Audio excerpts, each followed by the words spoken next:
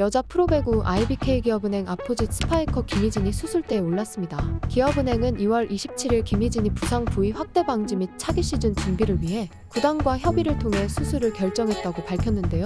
구단에 따르면 김희진은 우측 무릎 반월상 연골판 수술을 받았습니다. 구단 관리를 받으며 근력 보강과 재활 운동으로 버텨왔으나 더는 수술을 피할 수 없다고 판단한 것으로 보입니다. 재활 기간은 1년가량 소요될 전망인데요. 수술 경과와 회복 속도에 따라 다음 시즌 복귀도 장담할 수 없는 상황입니다. 김희진은 올 시즌 주전 아포짓 스파이커로 팀 공격을 이끌 것으로 기대를 모았습니다. 구단은 김희진에게 여자부에서 세 번째로 많은 연봉 6억 원을 안겨주며 활약을 기대했죠. 하지만 김희진은 올 시즌 초반부터 고질적인 무릎 통증에 시달리며 고액 연봉에 어울리지 않는 경기력으로 팀의 보탬이 되지 못했습니다. 28경기에서 251점을 기록하는 데 그쳤죠. 두 자릿수 득점도 단 12경기에 불과하고 20점을 넘긴 것은 2경기가 전부입니다.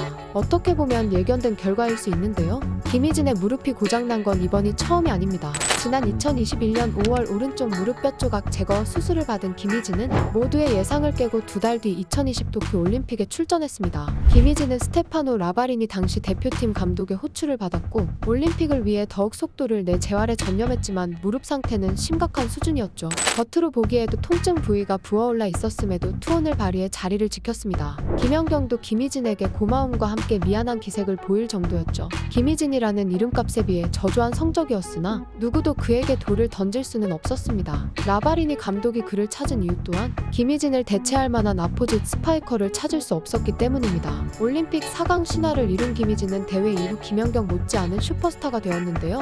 김희진 신드롬이라고 해도 과언이 아니었죠. 많은 팬들이 그를 보기 위해 경기장을 찾았고 그의 올스타전 팬투표에서 사상 최초 10만 표를 돌파하며 1위에 올랐습니다.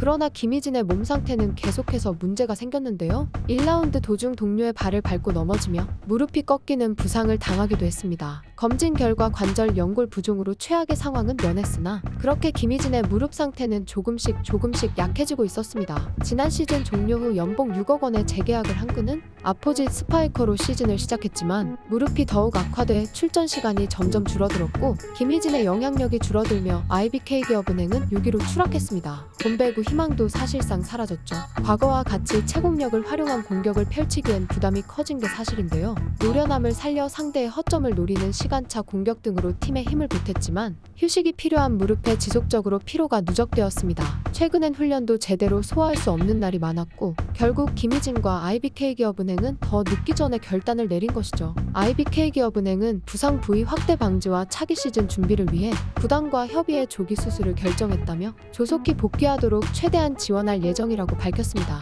한편 김희진은 올 시즌을 마치고 자유계약 선수 자격을 획득합니다. 수술 후 재활기간이 1년 가까이 필요한 상황에서 김희진은 사실상 기업은행 잔류를 결정한 것이라고 볼 수 있는데요. 사실 지금 상황에서는 FA 대박 계약을 기대하기 어렵습니다. 지금 당장은 재활에 매진하고 건강한 상태로 복귀하는 것이 중요하죠. 김희진 선수는 부상을 극복하고 성공적으로 복귀한 배윤아 선수의 사례를 본받을 필요가 있어 보이는데요. 과거 한국도로공사 배윤아의 경우 2018-2019 시즌을 마치고 FA 자격을 획득했지만 8,600만 원의 도로공사와 재계약을 했습니다. 당시 구단은 배윤아의 어깨와 무릎 상태가 좋지 않다고 판단해 2019-2020 시즌은 코트에 나서는 대신 수술 등 재활을 제안했었죠. 배윤아는 직전 시즌 여자부 연봉 4위 2억 6천만 원을 받았었지만 미래를 위해 이를 수용하고 대폭 삭감된 계약서에 사인했습니다. 도로공사 김종민 감독은 자신의 구상에 일찌감치 배윤아를 넣고 구단과 선수 사이에서 조율을 해줬다고 하는데요. 구단 입장에서도 우승에 크게 공헌하고 결혼을 앞둔 선수를 칼같이 내치게 되면